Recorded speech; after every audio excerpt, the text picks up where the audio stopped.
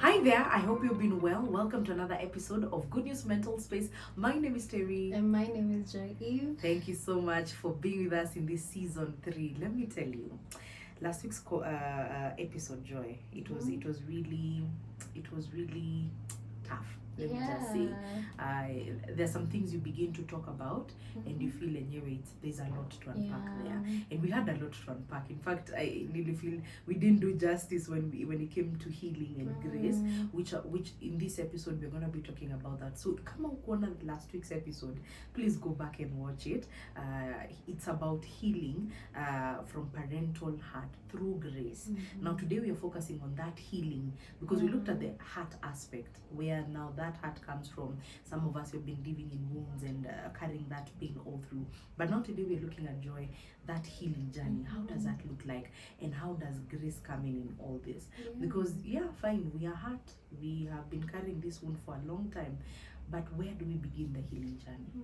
So I think basically what mental health and what mental health information does is that it gives you information. It's like the scientific thing that makes you aware, I'm actually hurting. And then grace comes in, it helps you heal. Now it helps you know now what's the way forward.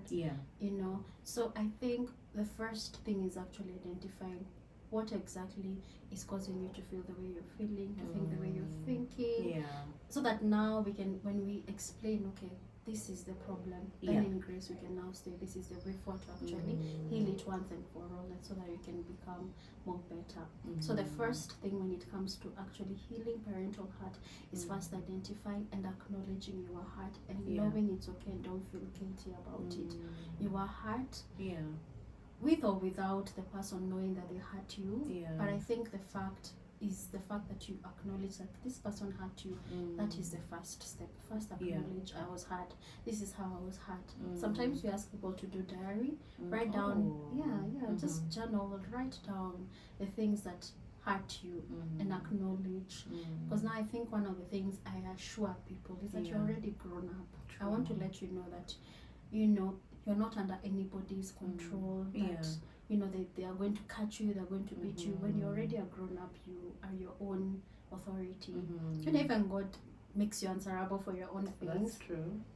So you are your own authority. So if you can write down the things that actually this person had, whether they were depressed or not, write them down, identify them, and then now in grace we can start knowing, okay, now what's the way forward? Now how does God address this thing?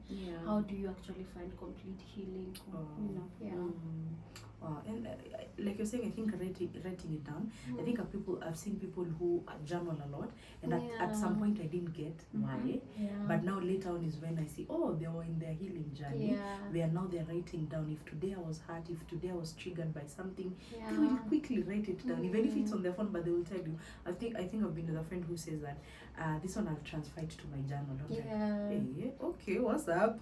But now I'm getting to realize that it was them acknowledging, yes, I am hurt, or this is how I'm feeling, or I've been somewhere today that really triggered me, especially going back to childhood places where we grew up. It brings back all those memories, and it can be a trigger sometimes. But now after we acknowledge, most people can take the opportunity to go further and go to therapy. Let's talk about the place of therapy when it comes to now the healing journey, because thank God, I think we were talking about this before we began to record. Thank God right now we are in the age of therapy. We're in the age where more people are conscious about their mental state. And there's no disrespect for addressing that it did happen. Don't allow yourself to be under any form of guilt or anything. That's the only way you'll heal. So many people are constantly not healing because they don't want to acknowledge that their parent hurt them. I know you love them, but a wrong done is still, call a spade a spade. A spade is still a spade. So when we start seeing those things that the person wrote, this and this, we cancel them. And now we start implementing the aspect of grace. What Christ has said about you. The fact that you do have a parent who loves you perfectly, and that you're no longer limited from that space of from a parent who's imperfect, because a parent is imperfect. So they'll definitely do stuff that they are feeling, because they are going through their own issues as well. I think I was telling you about a movie I watched called A Father's Son. Oh, and I'm gonna look for that movie, by the way. Yeah, where the father actually, even after showing the children so much love, reached a place where he was going through so much mental health issues as well for himself, to the point that he felt like he just left. And he just left the kids, and the kids started struggling and suffering emotionally, looking for him, trying to please him so that he can get back with the mother and everything, and it didn't happen. And so it reached a place where the children had to now get another source that helps them feel loved again, and allow the father to be just human, you know. And it's okay because it now shows that imperfection, you know, not labeling him as you should be like this, you should be perfect, we expect this from you, and then when he doesn't, now you start pointing fingers. I think that's really important for us to note on that. But even as you're talking about the healing journey, maybe and we're going to look at people who now the parent is not there anymore, because now how do they heal from that? Because you can't say, you know, maybe go look for your mom or go look for your dad. But to the ones that their parents are alive and in that healing journey, is it advisable, or at what point should I reach out and have that conversation? Maybe not go maybe into details, but even talk about, by the way, at this point you hurt me, but I've let go. I'm okay. I am working on it. So, as we said, when it comes to the other person, when it comes to anyone outside your space, there are things you cannot change. It could be even the person who you want is still the same, and may not necessarily see that they hurt you, and even like basically telling them will even hurt you more. So sometimes I feel like find grace as your source for everything. And sometimes it's good to actually be wise. If the person is open to talk about mental health and how it affected you, it's okay to talk about it. But if they are not, I think it's important to allow yourself to change within yourself. But if they are, then it's fine. But if they are not, also it's fine. Just take care of yourself. You're the one who actually matters in this situation. And then it becomes easier to just love unconditionally, because you're already healed. You already found your source. You're fine, whether this person heals or not. Unfortunately, if they didn't go for therapy for what caused the hurt, they are the ones who continue having relationships that are broken and everything. Because now if you're constantly depressed, you will not have good relationships, honestly. So if they do have, unfortunately, they will continue. But for you, you can heal, you can get better, and they don't have to be the source of your joy. Telling them or not telling them shouldn't be the reason why you are mentally stable. All these things you should find, and I think that's where therapy comes in. Find grace, find your real identity, and stick to it, and forgive and let go, and live your life. And it's okay whether you tell them or not, it's still fine. Your happiness does not connect to somebody else's feelings or mental state. Because you understand that your joy comes from God. There's a source, and you need to go back there, because sometimes, like we were saying, I think in the previous episode, the moments where you will always expect to be told, sorry, I hurt you, or I'm sorry, or whatnot, but it will never come. So if you keep relying and saying nangoja mpaka ile siku ataniambia pole, no, you'll remain there, and you'll continue being very hurt and wounded again. But even in that as well, there's something you touched on, healthy boundaries. Let's talk about that kidogo, because sometimes you may say, okay, fine, maybe they are still the same person, my mom or my dad has never changed, or even a guardian. You know, the people who didn't grow up with parents, they grew up with a guardian or a relative. They will say, oh, mtu amekuwa hivi for all these years, they have never changed. But how do I set those boundaries and be like, you know what, I am okay, I'm protecting my space because I am on my healing journey. So the good thing about grace is that you really grow in God's love so much, to the point that you realize that God wants you safe as well, and realizes that sometimes it's good to actually keep healthy boundaries with people who are not necessarily in a proper mental state, you know, and they've been affected by the brokenness of the world. So somebody is going through depression and may not think clearly how they speak to you, how they talk to you. It's okay, and not feel guilty to actually put that boundary with your parent on how he or she is treating you. And the point that sometimes you may choose not to communicate about some things. You may choose to actually keep your distance. Yeah. You may choose not to always visit every time. You may choose to put these boundaries because you know you're so loved, and God doesn't like it when you're in a particular mental state. Yeah. So grace helps you know I'm putting these healthy boundaries, not because I have to, but because God loves me enough to ensure and wants to ensure that I am mentally stable, because He wants me mentally stable. Yeah. So you don't put those boundaries because you're afraid you're guilty, but because you are already loved. Yeah. And He's your first parent. This other person is your earthly parent, but That's you true. have a number one parent who cares for you and wants you safe. So it becomes more easier to interact, or to even like sometimes tell those people that, you know what, I don't like it when you talk to me like that. And if they fukuza you, it's fine. Yeah. You don't feel bad about it. True. You know, because your completeness is on a different source. Yeah. You know, That healing journey looks beautiful. Honestly, as you're talking, I'm just picturing someone who has been at a very really dark corner and they've been wanting to come out and they're thinking how. Yeah. But to the one that maybe their parent or guardian is not around, that one who had them as they grew up, how do they go about it? Who do they go to now? In such situations, sometimes this person can be feeling lonely, feeling very alone, and sometimes they may be still carrying that burden.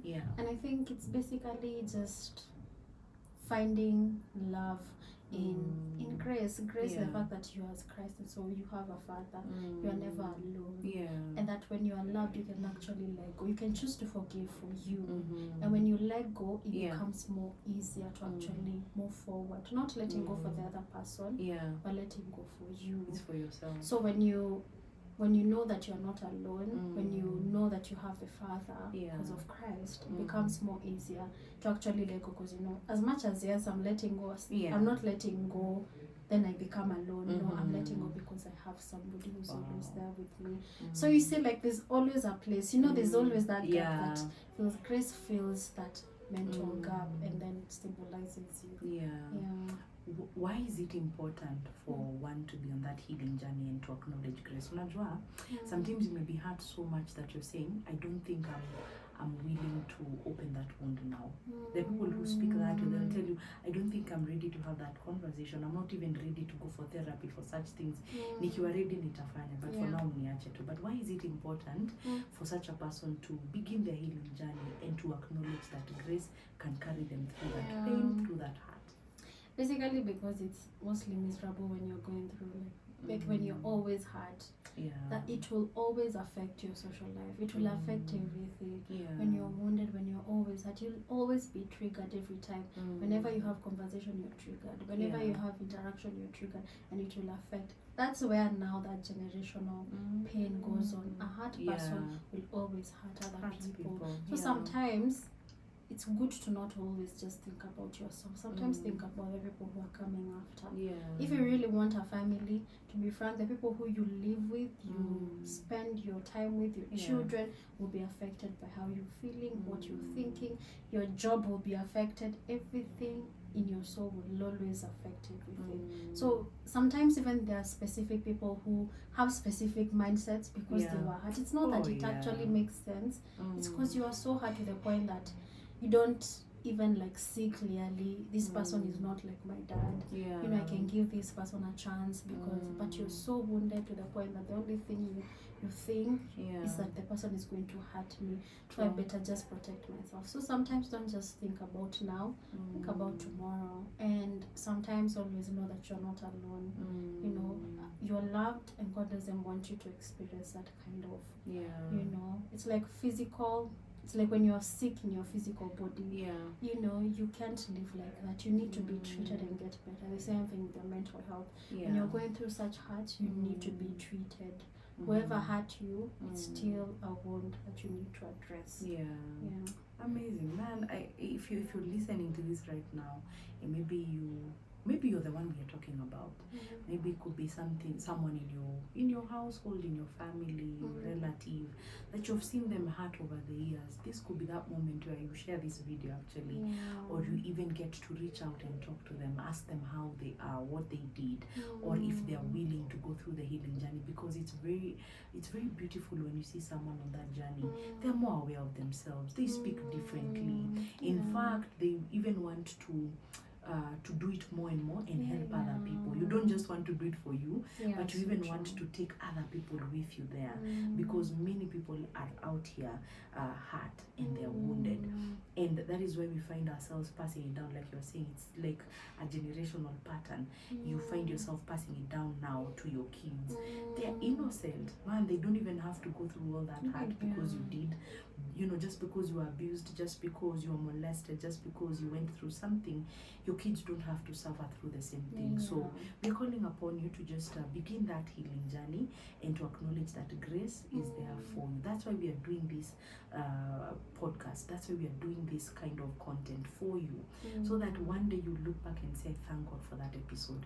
One episode that just changed my life completely.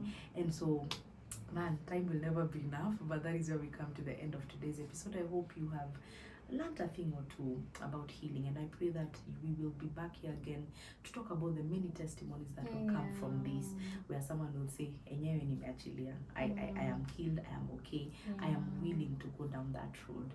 So thank you so much for tuning in for today's episode. Be sure to tune in to the next one as we continue on this series on Who Hurt You. The next one will be on healing as well, but you better tune in for that. Otherwise, until next time. Bye.